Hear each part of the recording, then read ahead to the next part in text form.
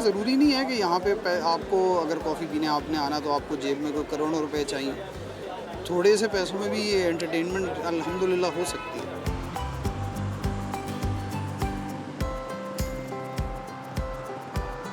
जो गरीब बंदा है, जो दिहाड़ीदार बंदा, जितने की ये कॉफ़ी है उसकी तो दिहाड़ी भी नहीं है। समझ रहे हैं आप बात? तो यही है कि हमें करना चाहिए, दूसरों का भी ख्याल करना चाहिए। जिस तरह वो ऑटो की लाइनों में लगे ज़लील हो रहे हैं और जो एलीट क्लास है वो इधर आराम से क्या कहते हैं इधर लाइन में लगी है।